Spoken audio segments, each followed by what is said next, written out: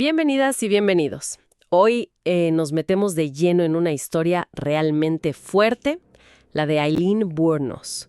Es una figura que, rompe muchos esquemas sobre los asesinos en serie en Estados Unidos, y la verdad es que su vida, sus crímenes, todavía hoy generan muchas preguntas.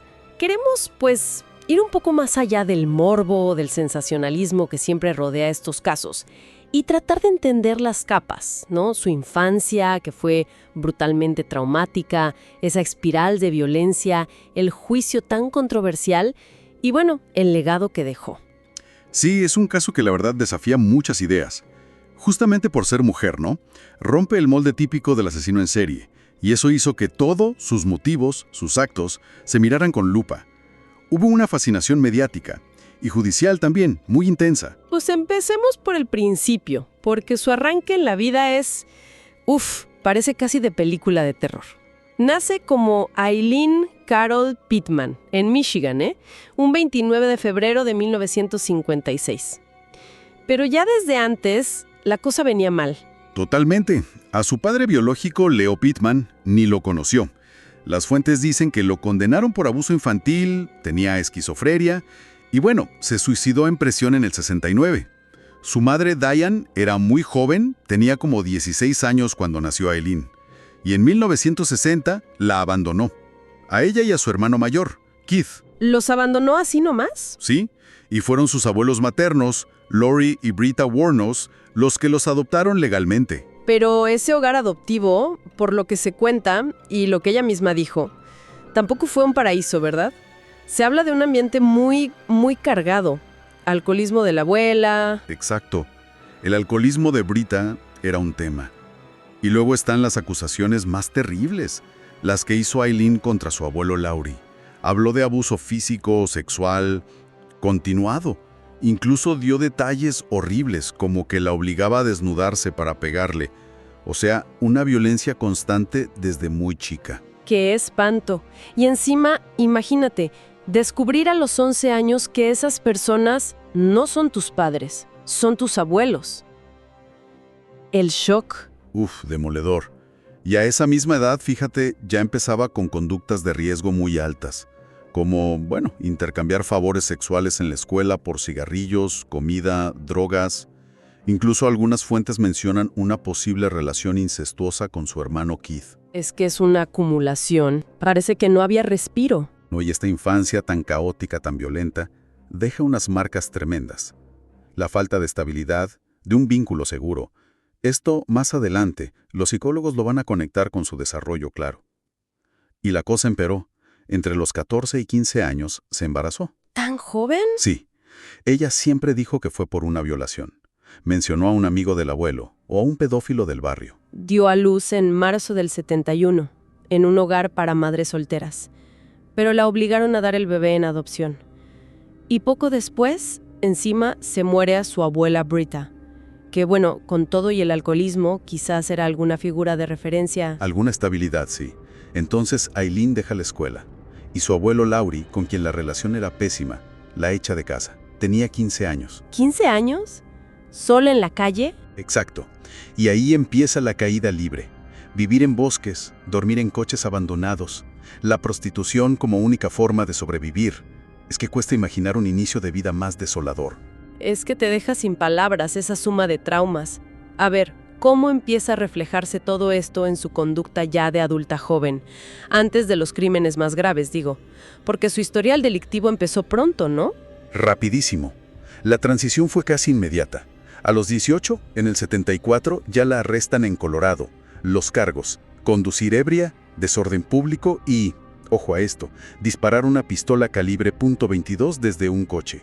¿Ya con armas? Sí, ya se ve esa impulsividad y esa relación temprana con las armas. Y su historial antes de los asesinatos se fue haciendo largo, Desde esos incidentes, asaltos menores, un robo a mano armada en el 81, aunque fue por poco dinero, $35 y cigarrillos. Intentar pasar cheques falsos, posesión ilegal de armas, y siempre usando alias, claro. Sandra Kretsch, Lori Grody, Susan Blachowicz, para esquivar a la policía. Y en medio de esa vida tan errante, tan caótica, las relaciones personales también eran un torbellino, ¿no? Ese matrimonio en el 76. Ah, sí. con Louis Gratzfeld, un hombre mucho mayor, él 69, ella 20. Duró nada, 9 semanas, y terminó con una orden de alejamiento porque ella le pegó con su propio bastón. Es un patrón de violencia que se repite. Tremendo. Y ese mismo año, otro golpe. Se muere su hermano Keith de cáncer. Sí, ella recibió como $10,000 del seguro de vida, que era bastante plata en esa época. Pero, ¿qué pasó? Se los gastó en 2 meses. En lujos, un coche que destrozó enseguida. De nuevo, esa impulsividad, esa incapacidad para construir algo, ¿no? Pero entonces, en el 86, parece que algo cambia. O eso parece. Conoce a Tyria Moore. Exacto. En un bar gay de Daytona Beach. Tyria tenía 24, Aileen 30. Se hicieron pareja, se fueron a vivir juntas. Aileen la mantenía con lo que sacaba de la prostitución. Y llama la atención la intensidad de esa relación, por cómo la describía Aileen. Sí, ¿qué decía? Muchísimo. En el juicio llegó a decir de Tyria algo como: era un amor más allá de lo imaginable. Las palabras terrenales no pueden describir cómo me sentía por Tyria. Incluso ya cerca de la ejecución, ella seguía diciendo que estaba enamorada. Es un contraste muy fuerte, ¿no? Esa capacidad aparente para un vínculo tan intenso en medio de tanta inestabilidad y violencia. Un contraste que hace todavía más oscuro lo que vino justo después. Porque entre fines del 89 y fines del 90, en apenas un año, Aileen Wuornos se convierte en lo que sabemos, una asesina en serie. Así es. En ese periodo corto mató a 7 hombres. Y aquí sí que se ve un patrón clarísimo y aterrador. Hombres blancos, de mediana edad, entre 40 y 65 años más o menos, que la recogían en las carreteras de Florida, ya sea por casi-a-dedo o como clientes. A ver, repasemos quiénes fueron, porque cada nombre es una vida perdida, una tragedia. Empecemos por Richard Mallory, 51 años, dueño de una tienda de electrónica. Asesinado en noviembre del 89. Este caso es muy importante porque Wuornos siempre dijo que él la violó de forma brutal y que ella actuó en defensa propia. Le disparó varias veces. Y un dato clave que salió después, aunque no siempre lo admitieron como prueba en el juicio, es que Mallory tenía una condena previa por intento de violación. Ah, mira, eso es relevante. ¿Y los otros? Luego está David Spears, 43 años, obrero. Su cuerpo apareció en junio del 90. Desnudo, 6 disparos. Se cree que con un calibre .22. Charles Carskadon, 40 años, trabajaba en rodeos. Asesinado entre mayo y junio del 90. Lo encontraron envuelto en una manta eléctrica, 9 disparos, también de un .22. Hubo testigos que vieron a Wuornos usando el coche de Carskadon y ella empeñó un arma que era de él. O sea, dejaba rastros. Sí. Luego Peter Sims, 65 años, marino mercante retirado. Desapareció en junio del 90. Su cuerpo nunca se encontró. Por eso no la pudieron acusar formalmente de su asesinato. Pero su coche sí apareció. Y aquí hubo testigos que vieron a Aileen y a Tyria Moore abandonándolo. Y lo crucial, encontraron una huella de la palma de Aileen dentro del coche. Esa huella fue clave, entonces. Fundamental. Seguimos. Troy Burris, 50 años, vendedor de salchichas. Desapareció en julio del 90. Lo hallaron en agosto. 2 disparos. Charles D. Humphreys, 56 años. Un perfil interesante. Mayor retirado de la Fuerza Aérea. Ex investigador de abuso infantil. Ex jefe de policía. Su cuerpo apareció en septiembre del 90, vestido con múltiples disparos. Y el último, Walter Antonio, 62 años, camionero y guardia de seguridad. Lo encontraron en noviembre del 90, casi desnudo, 4 disparos. 7 hombres, 12 meses. El patrón es escalofriante. Recogidos en la ruta, asesinados a tiros, ese calibre .22 que se repite, y robados. ¿Cómo la atrapan después de esta racha terrible? Pues la pista clave, como decías, fue el coche de Peter Sims, los testigos que las vieron a ella y a Tyria, y sobre todo, esa huella de la palma de Aileen en el coche. La policía empezó a atar cabos con objetos de las víctimas que habían sido empeñados. Cruzaron las huellas de las casas de empeño con las bases de datos policiales. Recordemos que Aileen tenía antecedentes. Y ¡bingo! Una huella en un recibo de empeño coincidía. Eso la puso de lleno en el radar. La arrestaron el 9 de enero del 91 en un bar de moteros, The Last Resort, al principio por una orden pendiente bajo un alias, pero ya sabían quién era. Y aquí es donde entra Tyria Moore, su pareja, de forma decisiva, ¿verdad? Absolutamente.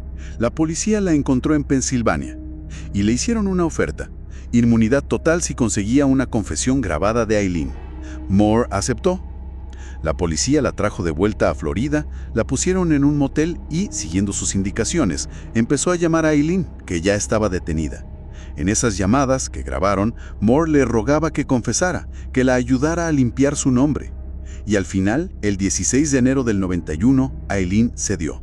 Confesó los asesinatos por teléfono, aunque en ese momento insistió. Todos fueron en defensa propia porque intentaron violarla. Esa confesión, obtenida así, fue determinante.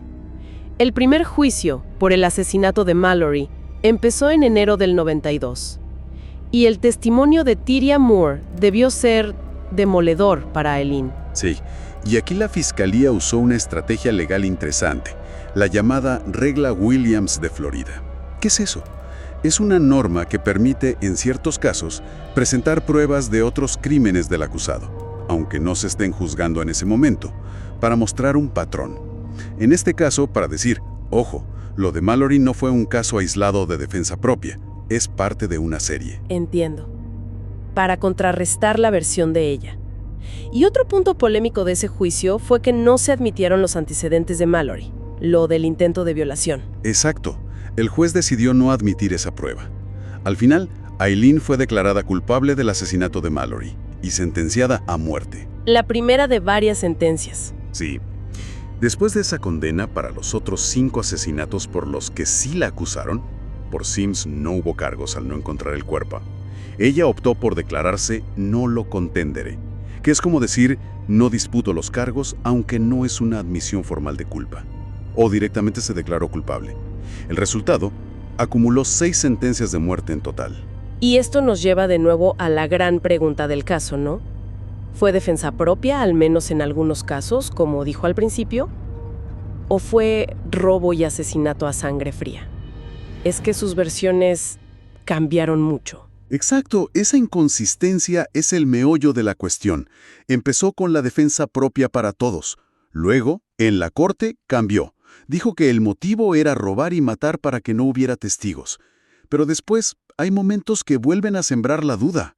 Como esa charla con el documentalista Nick Broomfield. Creyendo que no la grababan, le dijo que lo de Mallory sí fue defensa propia, y quizás alguno más, pero que ya no aguantaba más la vida en el corredor de la muerte y prefería que la ejecutaran. Y está esa declaración formal en la corte donde diferencia. Quería confesarte que Richard Mallory me violó violentamente, pero estos otros no. Ellos solo comenzaron a hacerlo. La verdad, es difícil saberla con certeza. Pasó más de 10 años en el corredor de la muerte. Y en 2001 toma una decisión drástica. Pide parar todas sus apelaciones. Sí, y escribió a la Corte Suprema de Florida unas palabras, que son escalofriantes, la verdad, citadas en varias fuentes. Maté a esos hombres, los robé tan fría como el hielo, y lo volvería a hacer, mataría de nuevo. Tengo odio arrastrándose por mi organismo. Insistía en que estaba cuerda, que era su decisión. Pero, ¿estaba realmente cuerda? Porque tenía diagnósticos psiquiátricos serios, ¿no? Claro, y ahí está el otro debate. Sus abogados argumentaron que no estaba en condiciones de tomar esa decisión. Tenía diagnóstico de trastorno límite de la personalidad, TLP, y trastorno antisocial de la personalidad, TAS. El TLP implica inestabilidad emocional, relaciones caóticas, impulsividad. El TAS, lo que a veces llamamos sociopatía o psicopatía, es ese desprecio por los demás, falta de remordimiento, manipulación. Son diagnósticos graves. Muy graves, pero un panel de psiquiatras designado por el tribunal la evaluó y dijo que sí que era competente para renunciar a las apelaciones, que entendía las consecuencias. Sus últimos años parecen, no sé, como un descenso a algo aún más oscuro, o más extraño. Esas acusaciones a los guardias. Sí, eran acusaciones muy bizarras, que contaminaban su comida con tierra, fluidos, que usaban presión sónica para torturarla, que querían violarla. Las últimas entrevistas con Broomfield son desconcertantes. Hablaba de ángeles, de naves espaciales, Terminó insultándolo a él, a la sociedad, gritando: «Gracias, sociedad, por arruinarme el trasero». Es muy perturbador. La ejecutaron por inyección letal el 9 de octubre de 2002. No quiso última comida, solo pidió un café. Y sus últimas palabras fueron igual de extrañas. Algo sobre navegar con el rock y volver como en el día de la independencia con Jesús, con la gran nave nodriza. Pidió que incineraran su cuerpo y que esparcieran sus cenizas bajo un árbol en Michigan. Lo hizo una amiga de la infancia mientras sonaba Carnival de Natalie Merchant como ella quería. ¡Qué final! Es una historia que te deja helada. Intentemos, si te parece, darle una vuelta más analítica.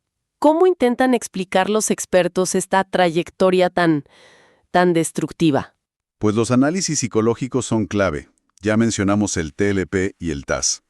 Además le hicieron la prueba de psicopatía de Hare y sacó una puntuación altísima, 32 sobre 40. Para que nos hagamos una idea, más de 30 ya se considera un indicador muy fuerte de psicopatía. Hablamos de falta de empatía, manipulación, impulsividad. Y muchos expertos conectan esto directamente con su infancia, ¿no? Totalmente. Expertos como el Dr. Brisa Rigo lo vinculan directamente con ese trauma extremo y constante. El abuso, el abandono, la falta de un vínculo seguro, el shock de saber su origen. Argumentan que esos traumas tan bestiales pudieron llevarla a desarrollar mecanismos de defensa muy primitivos, como la disociación, o sea, desconectarse de la realidad, o la escisión, ver todo blanco o negro, bueno o malo, como única forma de soportar lo insoportable. Es interesante que hasta gente del FBI como Robert Ressler, que fue quien acuñó el término asesino en serie, la viera como una rareza, una depredadora femenina, dijo, algo poco común en sus estudios. Sí, y el propio sargento del caso usó esa misma palabra, la primera depredadora femenina. Y claro, la cobertura mediática fue brutal. El hecho de ser mujer y asesina en serie disparó el sensacionalismo. La convirtieron casi en un mito, la doncella de la muerte, el monstruo. Y su historia se ha contado 1000 veces. La película Monster, por la que Charlize Theron ganó el Oscar. Exacto, Monster. Los documentales de Broomfield, otros más recientes. Series como American Horror Story la han referenciado. Hay artículos como uno de GQ que se preguntan justamente cuánto de esa imagen pública fue construida por esa fascinación mediática, a veces un poco morbosa. Lo que nos lleva de nuevo al debate central que mencionabas al principio, ¿verdad? Exactamente. La discusión sobre Aileen Wuornos sigue abierta. ¿Cuánto pesó ser víctima de abusos terribles en la victimaria que fue después? ¿Fue una reacción violenta y desesperada a una vida de infierno? ¿O una asesina calculadora que mataba por dinero? ¿O una mezcla imposible de separar? ¿Cómo conciliamos la empatía que puede generar su historia de vida con el horror de lo que hizo? Medios como El Imparcial ponen el dedo en esa llaga, esa tensión entre la Aileen víctima y la Aileen asesina. No hay respuestas fáciles. En resumen, tenemos una vida marcada por traumas infantiles que parecen casi inimaginables y que la empujaron a una espiral de delincuencia y una violencia extrema. Un caso legal súper complejo, con confesiones, retractaciones, dudas sobre la defensa propia, sobre su salud mental. Y una figura que, sigue generando fascinación y debate 20 años después de su ejecución. Y quizás la reflexión final que nos dejan todas estas fuentes es una pregunta incómoda, pero que hay que hacerse. Al evaluar crímenes tan atroces como los que cometió Wuornos, ¿qué peso le damos a una historia documentada de abuso y trauma tan profundos? Entender el infierno que fue su vida hace que veamos sus crímenes con otros ojos. ¿Disminuye el horror? ¿O quizás lo profundiza al mostrar las fallas, personales, sociales, del sistema, que permitieron que esa trayectoria ocurriera?